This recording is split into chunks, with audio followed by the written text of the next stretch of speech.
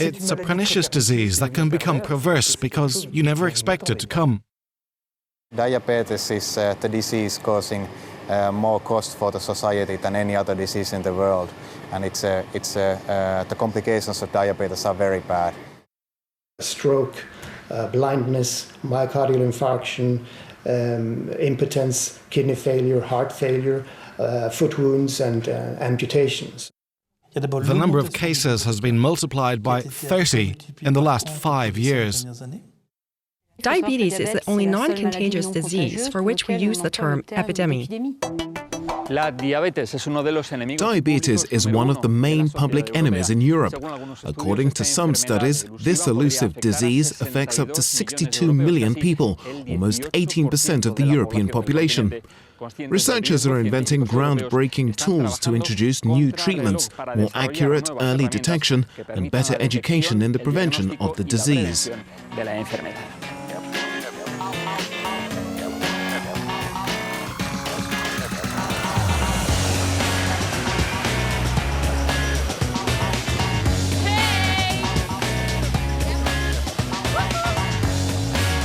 It's just another hard training session at a gym at Dublin City University. Here, individuals at high risk of developing type 2 diabetes volunteer to see how exercise can delay or even prevent the onset of the disease. Essentially, I came here for in relation to my heart problems, but I've discovered that I seem to control my diabetes much better as a result as well. Grab some water and you're moving to walking next. It's very easy, stand on 2 feet off the ground. It's only a small sip of water, it's not a barbecue. Let's go. I really believe that if I wasn't coming to this program that I'd be seriously ill now, or maybe even dead, you know. I think I would have sort of fallen back, my health would have fallen back so much that I'd be sort of curled up in a ball in bed at the moment. You know. Scientists at this European research project tracked the volunteers' physiological improvements. Research has confirmed that regular exercise and a healthy lifestyle can prevent the development of the disease in high-risk individuals. Patients, they lose body weight, they lose body fat. We can improve their fitness levels, and we've seen improvement in things like their glucose levels, which is obviously a major risk factor for the development of type 2 diabetes.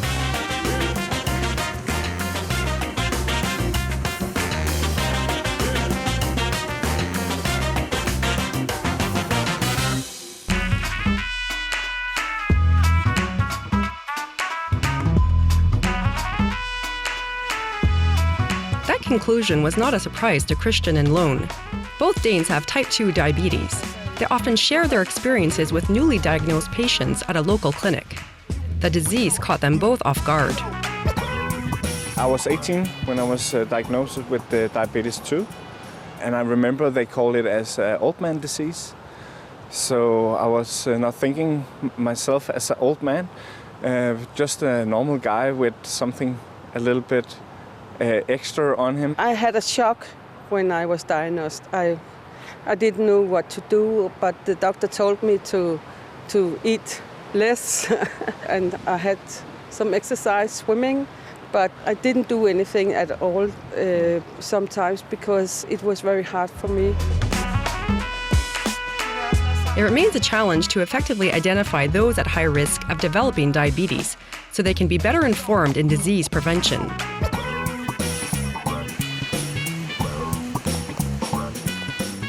Our project is aiming to dig into the deeper levels of the biology of type 2 diabetes to see if we can find in the blood tests or in some other modified tests quick ways of forecasting that yes, this person is at high risk and should have preventive treatment, or this person is at very low risk. Scientists in Denmark are working to identify new disease markers other than glucose levels in the blood, and almost 3 years of lab analysis has paid off.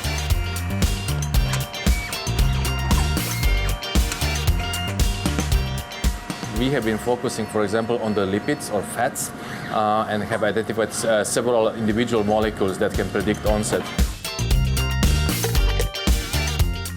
Medicine is moving from a more general approach to a much more personalized approach. My hope is that our research will really help people with diabetes or people who are at risk of diabetes of getting a much, much more personal service from medicine.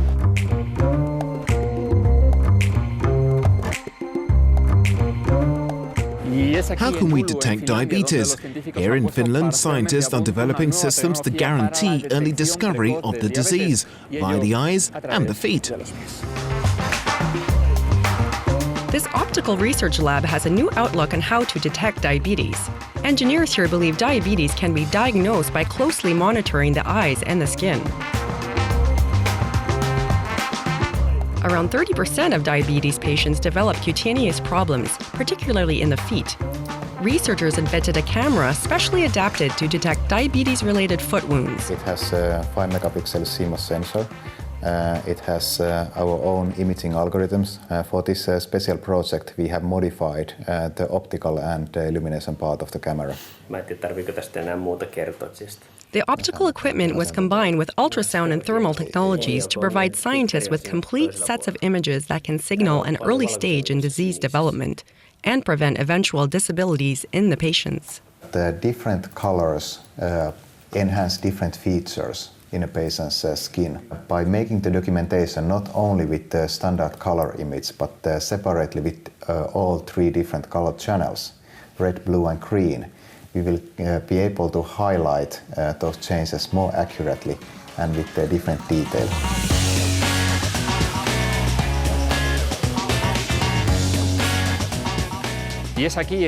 Finally, how can we improve the existing treatments? Here in Strasbourg, researchers are working to develop the next great revolution in the treatment against type 1 diabetes, and their secret weapon is a bioartificial pancreas.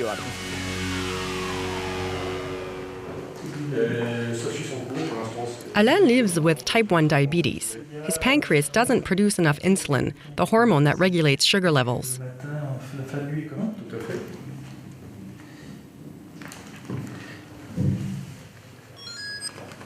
Lack of insulin leads to increased blood and urine glucose.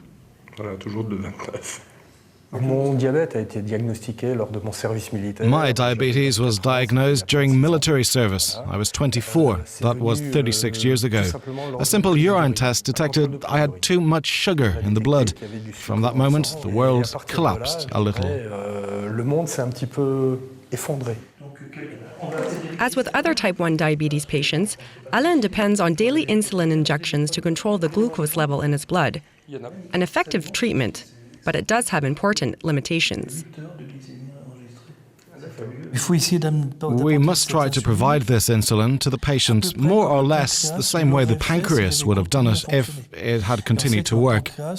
We know the pancreas creates lots of insulin during each meal to stock glucose in food. And on the contrary, it creates less insulin in between meals, especially at nighttime, to control sugar production by the liver.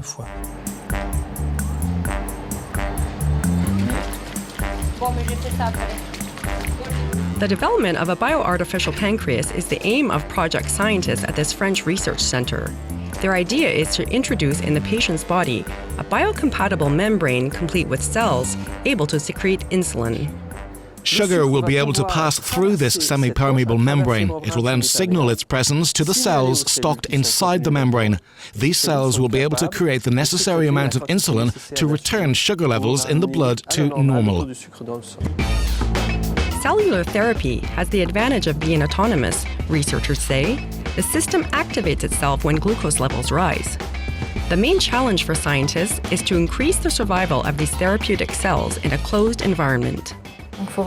We really need to find molecules that will help us optimize the presence of oxygen inside the bioartificial pancreas. Then we'll have to address other issues. But nothing is as deadly as lack of oxygen inside the membrane. Scientists see their research as a much-needed alternative to pancreas transplants.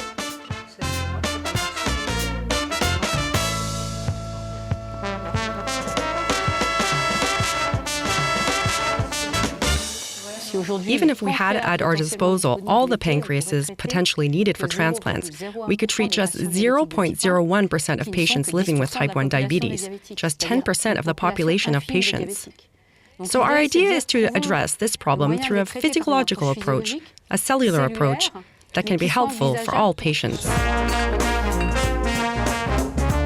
Pending technological developments and clinical tests, researchers expect the bioartificial pancreas to become a reality around 2019.